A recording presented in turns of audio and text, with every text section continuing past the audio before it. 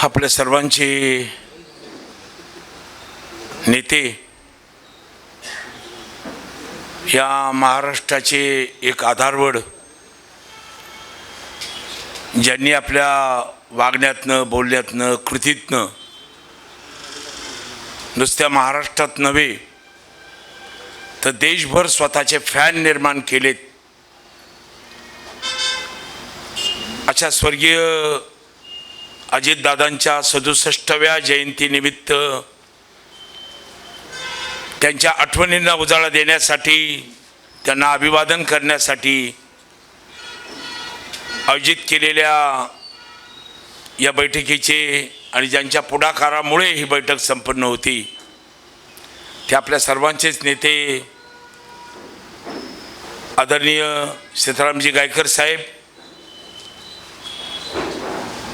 आपल्या सर्वांचे स्नेही आणि आपल्या सर्वांचे मित्र कैलासराव वाकचौरे आणि व्यासपीठावरील सर्व मान्यवर आणि समोर उपस्थित असलेले सर्व बंधू आणि माता भगिनींनो, दादांचा वाढदिवस आणि दादांशिवाय साजरा करायचा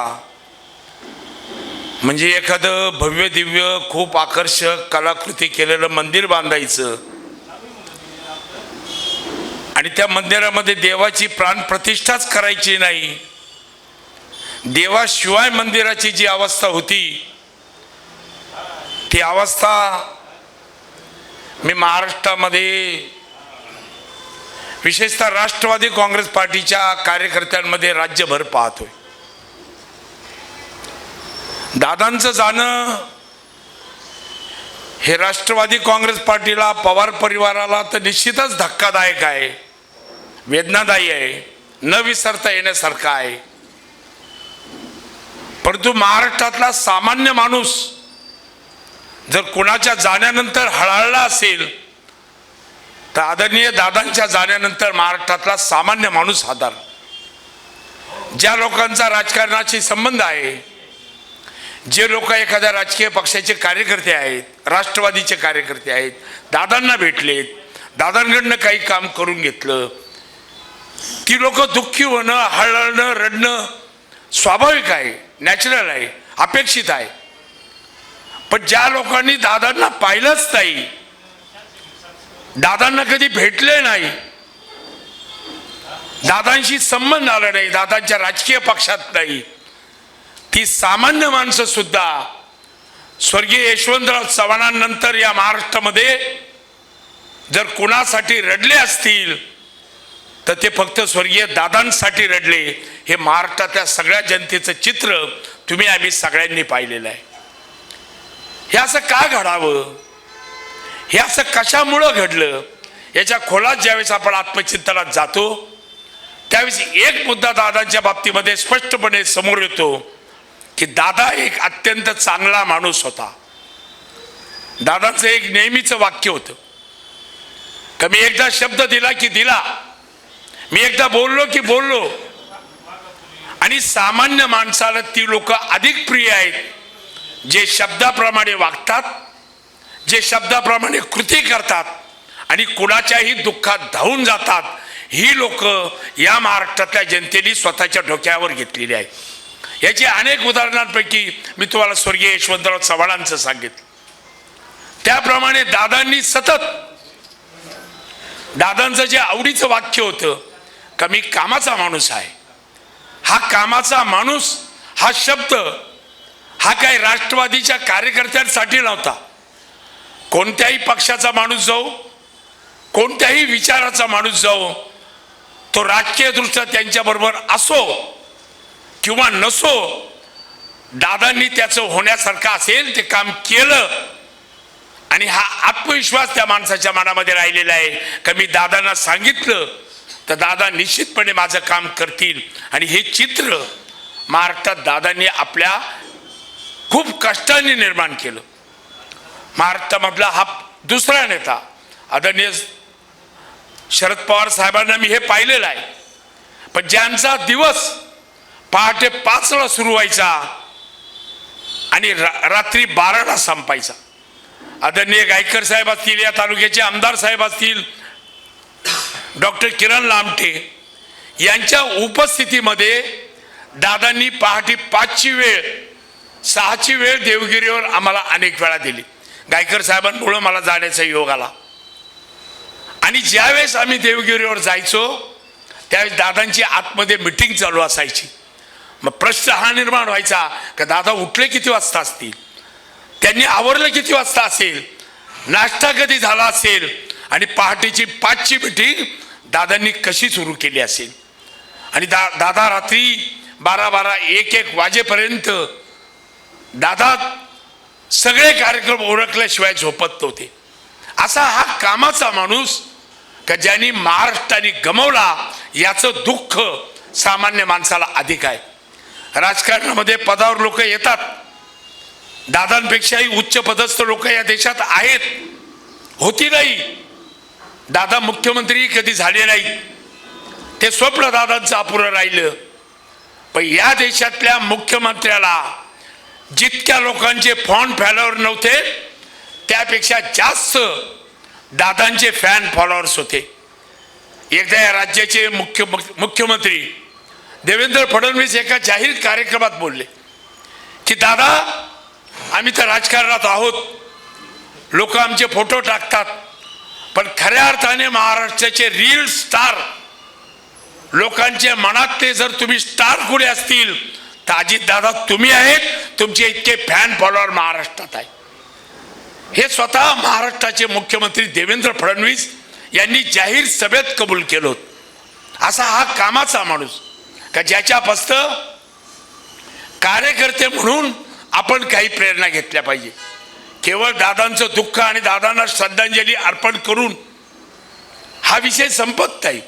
हा विषय तेव्हाच संपू शकतो का दादांनी जे आपल्या समोर चांगलं ठेवलं त्याचं अनुकरण करणं आणि त्या विषयावर काम करणं हे खऱ्या अर्थाने दादांची श्रद्धांजली आहे.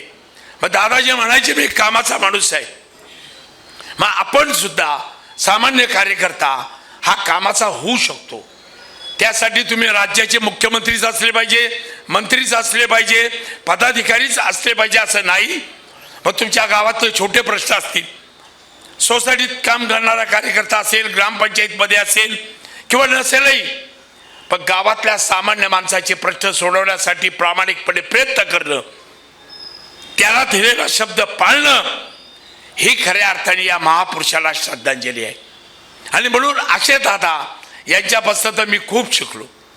खरं तर ज्यावेळेस मला राष्ट्रवादी काँग्रेस पार्टीच्या किसान सभेच्या अध्यक्षपदासाठीचा विषय आला, मी प्रयत्न करत होतो, पण दादा शब्दाचे किती पक्के आहेत पहा. त्यावेळेस मी कैलासरावांना सांगितलं, कैलासराव दादा तुझं ऐकताय, जरा तू बोलून पाय.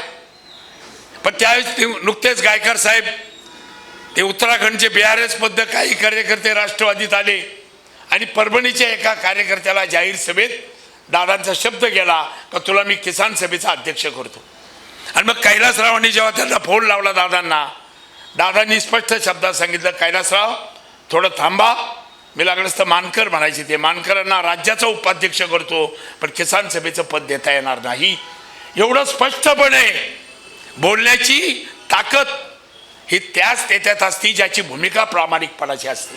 आणि ज्यावेळेस पुन्हा या अध्यक्षपदाचा विषय आला, मला दादांनी फोन करून बोलून घेतलं आणि म्हणे मानकर ही जबाबदारी तुम्ही स्वीकारा आणि काम करा. मी आज जे तुमच्या समोर बोलतोय की आपण दादांना श्रद्धांजली कृतीशील वाहणं हे आपलं कर्तव्य आहे. पण दादांच्या गेल्यानंतर गायकर साहेब या महाराष्ट्रातल्या 36 जिल्ह्यांपैकी मी 30 जिल्ह्यांमध्ये जाऊन आलो. मग मी प्रत्येक सभेत सांगत होतो का दादा जे म्हटले कामाचा माणूस व्हा, आपण सुद्धा कामाचा माणूस झालं पाहिजे ही भावना मनामध्ये घेऊन त्या जिल्ह्यांमध्ये गेलो. जिल्ह्यातले कार्यकर्ते खूप ज्याला खऱ्या अर्थाने फ्रस्ट्रेट, राष्ट्रवादी काँग्रेस पार्टीचा मी जाहीरपणे सभेत बोललो आणि आजही परत बोलतो, या राष्ट्रवादी काँग्रेस पार्टीचा 90% भार एकट्या दादांच्या खांद्यावर होता. 10% पुढारी हे फक्त त्या तंबूचे बांबू होते. पण खऱ्या अर्थाने या राष्ट्रवादीचा भार जर कोणाच्या खांद्यावर होता तर तो एकट्या दादांच्या खांद्यावर 90% होता. आज दादा गेल्यामुळे राष्ट्रवादी पक्ष आणि महाराष्ट्र ह्या सगळ्यांपुढेच खूप अडचणी आहे. विशेषतः आपल्या तालुक्यावर दादांनी तर अत्यंत खूप चांगल्या प्रकारे प्रेम केलं. पहिल्या टप्प्यामध्ये या तालुक्यामध्ये या तालुक्याचे कार्यसम्राट आमदार डॉक्टर किरण लामटे यांच्या पुढाकाराने गायकर साहेबांच्या सहकार्याने 2700 कोटी आले. हे 2700 कोटी हे अजितदादांचे या तालुक्यावरचे सगळ्यात मोठे उपकार आहे, ज्याचा उल्लेख पर्वतराव नायकवडे यांनी केला. मग अकोल्याचं एसटी स्टँड असेल, कॉटेज हॉस्पिटल असेल, कारखान्याचा रस्ता असेल, अनेक तालुक्यातले कामं असतील, ह्या सगळ्या कामांसाठी दादांनी 1 रुपयाचा निधी सुद्धा कमी पडू दिला नाही. दादांच्या जाण्याचं दुःख आणि दादांच्या जाण्याचे परिणाम जितके बारामतीकरांना आहे तेवढेच वाईट परिणाम अकोलकरांना आहे. कारण भविष्य काळातला आपला खूप या तालुक्यावर प्रेम करणारा एक नेता आपण सगळ्यांनी गमावलेला आहे. आणि म्हणून दादांच्या सांगाव्या तेवढ्या आठवणी कमी आहेत. मला कल्पना आहे की माझ्यानंतरही बोलणारे वक्ते आहेत, पण या निमित्ताने फक्त एवढंच सांगू इच्छितो का हा तालुका एक संघ ठेवून, आपल्यातले मतभेद थोडेसे बाजूला ठेवून, राजकीय दृष्ट्या सुद्धा आपण सगळे जर दादांच्या विचाराबरोबर सहमत राहून या तालुका अधिक पुढे कसा जाईल, या तालुक्यात चांगल्या प्रकारे कामं कशी होतील, या दृष्टीने आपण सगळ्यांनी प्रामाणिकपणे प्रयत्न केले तर निश्चितच दादांना स्वर्गात सुद्धा आनंद झाल्याशिवाय राहणार नाही. का मी गेलो पण माझे अकोलकर सगळे एक आहेत. आमदार साहेब, गायकर साहेब, कैलासराव, पर्वतराव हे सगळे एका विचाराने या तालुक्यात काम करत आहेत आणि माझे विचार हे पुढे घेऊन जात आहेत. ही गोष्ट निश्चितपणे दादांना सुद्धा आवडल्याशिवाय राहणार नाही, एवढंच या निमित्ताने सांगतो. आणि पुन्हा एकदा आदरणीय गायकर साहेब आणि सर्वांना मनापासून धन्यवाद देतो का आपण तालुक्याच्या वतीने दादांच्या आठवणींना उजाळा देण्यासाठी अभिवादन सभा आयोजित केली. या सभेत मला बोलण्याची संधी दिली त्याबद्दल मी आपल्या सर्वांचे मनापासून आभार व्यक्त करतो आणि पुन्हा एकदा दादांच्या सगळ्या पवित्र स्मृतींना त्रिवार वंदन करतो. थांबतो. जय हिंद, जय महाराष्ट्र, जय राष्ट्रवादी. साई दृष्टी नेत्रसेवा चष्माघर अकोले शहरातील सर्व अत्याधुनिक सुविधा उपलब्ध असलेले एकमेव अद्ययावत शोरूम म्हणजेच साई दृष्टी नेत्रसेवा चष्माघर. आमच्याकडे Titan, Fastrack, Puma, Oakley, Velocity, CK, Ray Ban, ID, Vogue, Police, Stepper, Scott, Carrera, Tommy Hilfiger, Killer, Crizal, Zeiss, Prime, Bronzer, Yash, Bausch and Lomb, Johnson and Johnson, Alcon आदी कंपन्यांच्या फ्रेम्स, सनग्लासेस, लेन्सेस व contact lenses योग्य दरात उपलब्ध. तसेच Titan company लेन्सेसचे एकमेव अधिकृत विक्रेते. आता अकोल्यात प्रथमच ऑटो मशीनद्वारे चष्म्याची रोबोटिक फिटिंग. प्रोग्रेसिव्ह चष्म्यासाठी डोळ्यांचे व चष्म्याचे अचूक मोजमाप करण्यासाठी जाईस कंपनीचे सॉफ्टवेअर असलेला ॲपल कंपनीचा टॅब. तज्ज्ञ ऑप्टोमेट्रिस्टकडून कॉम्प्युटरद्वारे डोळ्यांची मोफत तपासणी, डोळ्यांची मायक्रोस्कोपिक तपासणी, काच बिंदूचे अचूक निदान करण्यासाठी डिजिटल टोनोपेनद्वारे डोळ्यांचे इंट्राऑक्युलर प्रेशर मोजणे, पॅकीमीटरद्वारे बुबुळाची जाडी मोजणे, कॉन्टॅक्ट लेन्सेसच्या अचूकतेसाठी कॅरेटोमीटरद्वारे बुबुळाचं मोजमाप करणे आदी अत्याधुनिक सुविधा उपलब्ध असलेले अकोले शहरातील एकमेव चष्माघर. आपल्या अनमोल डोळ्यांच्या समस्येसाठी बिर्ला आय हॉस्पिटल नाशिक यांच्या माध्यमातून तज्ज्ञ डॉक्टर दर गुरुवारी सकाळी 10:30 ते 3:30 पर्यंत साई दृष्टी नेत्रसेवा चष्माघर इथे उपलब्ध राहतील. आमचा पत्ता साई दृष्टी नेत्रसेवा चष्माघर, अकोले बसस्थानकाच्या मागील बाजूस, जय महाराष्ट्र हॉटेलच्या पाठीमागे, अकोले, तालुका अकोले, जिल्हा अहमदनगर. संपर्क 91 36 52 93 93.